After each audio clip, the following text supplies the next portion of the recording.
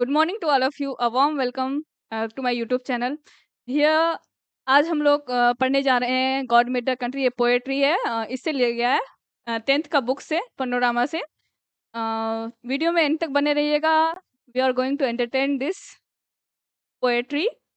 तो पोएट्री का नेम है God made the country. It's written by William Cowper. ये है विलियम कॉपर, इन्होंने ये पोएट्री लिखी है। इन्होंने पोएम लिखा है।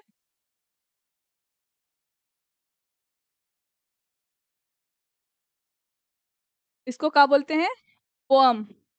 तो विलियम कॉपर, इस पोएट के बारे में जान लेते हैं कि क्या क्या इन्होंने किया था and there mother father and death के बारे में, बॉर्न के बारे में।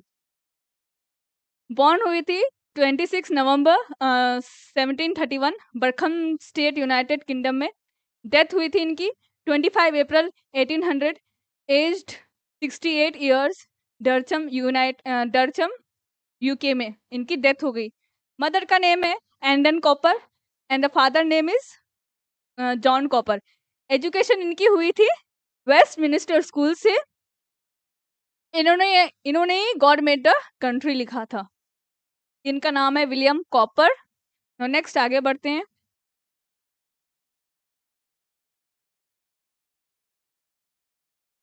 तो God made the country written by William Cowper. William Cowper 26, ये बताया गया है कि 1731 में इनका जन्म हुआ था और इनकी 1800 में डेथ हुई थी।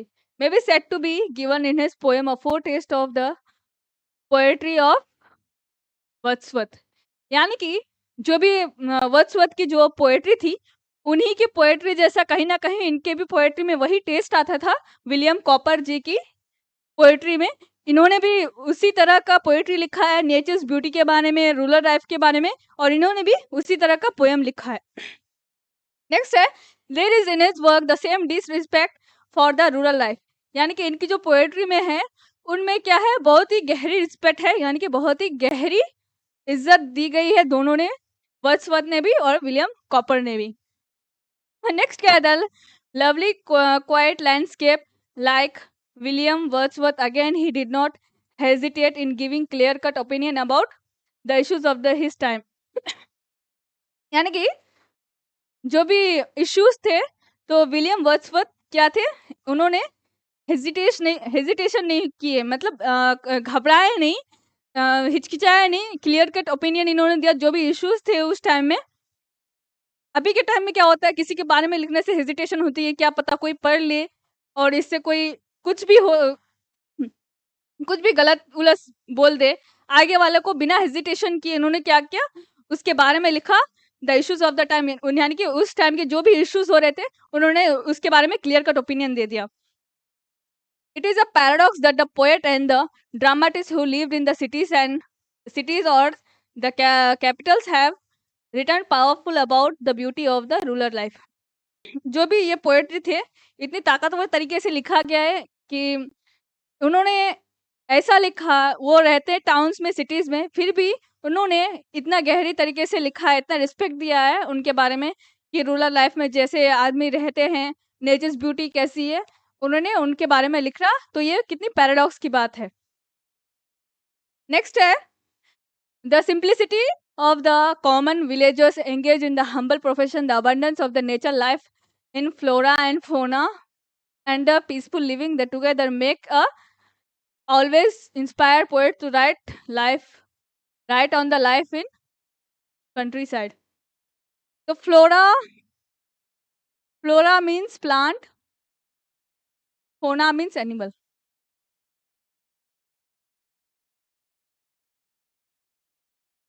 तो ये पोएट कह रहे हैं कि उस टाइम में जो एनिमल थे, प्लांट्स थे, इतना ब्यूटीफुली सीनरी बनाते थे कि इतना ब्यूटीफुल लगता था उसमें, ताकि वो वही चीज पोएट्स को इंस्पायर करते थे लिखने के लिए कंट्री साइड के बारे में। Flora and fauna means plants and animals, scenery में इतना खूबसूरत लगते थे कि उन्होंने ही वो ब्यूटी, नेचर ब्यूटी ने क्या किया, इनको इंस्पायर किया लिखने के लिए। Copper's poem is the classic example for the kind of writing. The first line of the poem God made the country and man made the town. Stories sum up the creation of the countryside and the evolution of town. यानी कि यहाँ पे क्या कहा जा रहा है कि जो भी पीपल है, जो भी क्या ईश्वर ने क्या बनाया है, ये बनाया, ईश्वर ने क्या बनाया, गांव बनाया, उसको डिस्ट्रॉय करके आदमियों ने क्या किया, उसको टाउन में कन्वर्ट कर दिया। तो यहीं पे पोएट बोल रहे हैं कि ईश्वर ने इतना अच्छा सा तो ये बनाया था, गांव बनाया था, लेकिन आदमियों ने क्या किया, उसको डिस्ट्रॉय करके, बिल्कुल डिस्ट्रॉय करके क्या बनाया, टाउन में कन्वर्ट कर दिया। Being created in a natural way, villages possess a perfection that towns and cities can never have. Addressing the town dwellers, the poet threw on light the virtues of the rural life and exhorts them escape from the luxurious, artificial luxury and comfort to the simple by enduring the pleasure of the city, pleasure of a village. तो यहाँ पे क्या बोलते हैं, poet कहते हैं जो भी टाउन्स में रहते हैं, टाउन्स में जो रहते हैं, वो क्या करते हैं, वो इतनी बड़ी-बड़ी गाड़ियों में घूमते हैं, इतना लग्ज़रियस हर चीज़ रहता है, लेकिन हर चीज़ होने के बाद भी वो कम्फ़र्ट नहीं है, वो खुशी नहीं मिलती है, बिकॉज़ आप गाँव साइड में जाकर के देख लो, नेचर ब्यूटी इतना इतना खूबसूरत रहता है, इतना खूबसूरत रहता है, जाकर के सुकून सा महसूस होता है। बट ऑल ऑफ दिस, अगर हम लोग टाउन में चले जाते हैं, वहाँ पे जाकर के अगर हम लोग हर लग्ज़रियस चीज़ मिल जाती है, सोफ़ा, बेड एंड ऑल, वो सारी चीज़ें होती हैं, कम्फ़र्ट, लेकिन उस तरह का खुशी नहीं मिलती है, प्लेज़र नहीं मिलता है, जो विलेज साइड में है। नेक्स्ट है, इस इस पोएम के बारे में हम लोग सुन लेते हैं कि ये पोएम लिखा किस तरह गया था। ये पोएम में राइमिंग वर्ड्स नहीं है, इसकी वजह से इसको क्या बोलते हैं?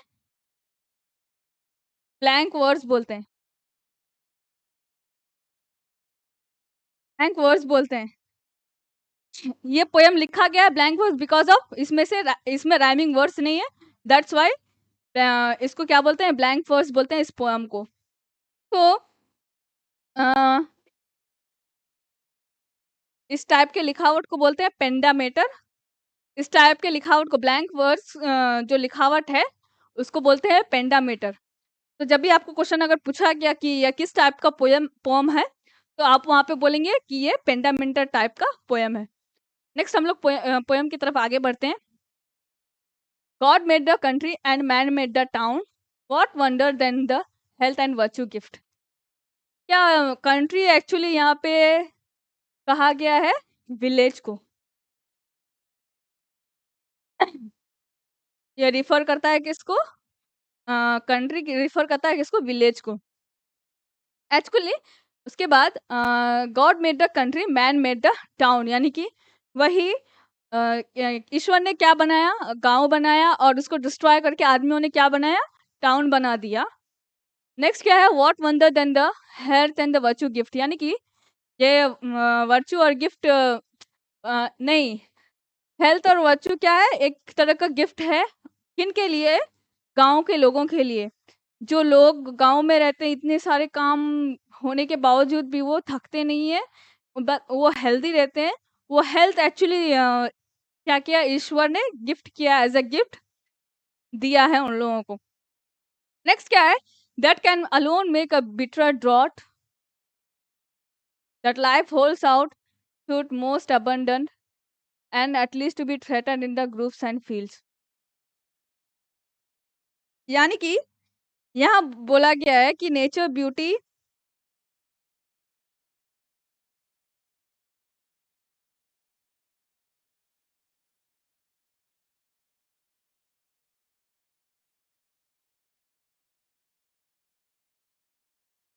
यहाँ बोला गया है कि life can make a sweet the bitter draught, the life holds out the should must abandon.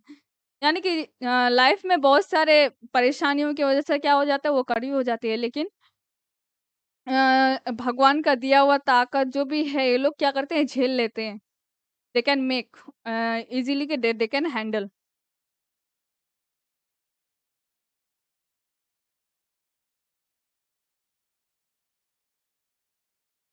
और ये कहा गया है कि 1 और उपवन में कम से कम खतरा है, लेकिन ज़्यादा से ज़्यादा अब आप लोग शहर की तरफ चले जाएँगे, उसमें क्या है उसमें क्या है कि खतरा ज़्यादा होते हैं, एक्सीडेंट्स होते हैं ज़्यादा, लेकिन यहाँ पे खेतों में जो काम करते हैं, वहाँ पे कोई खतरा नहीं है, कोई चीज़ का खतरा नहीं है। आप दिन भर खेत में काम करो और आकर के खेत में इसमें वन उपवन में आकर के आराम कीजिए। Possess a, therefore a, you born about the chariots and sudden no no fatigue. A means you, but of that of but that of idealness and taste no seen, but such as the artigue.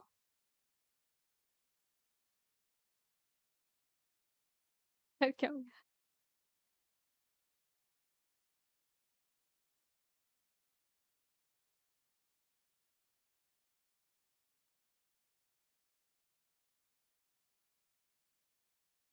Possess a still your elements they only can shine.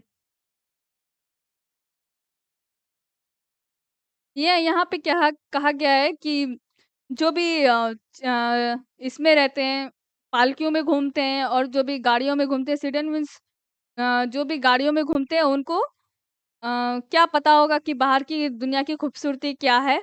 वो इसी में से बैठ-बैठ कर के क्या बोलते हैं, आलसी हो जाते हैं और बाहर की दुनिया की उनको खबर ही नहीं है।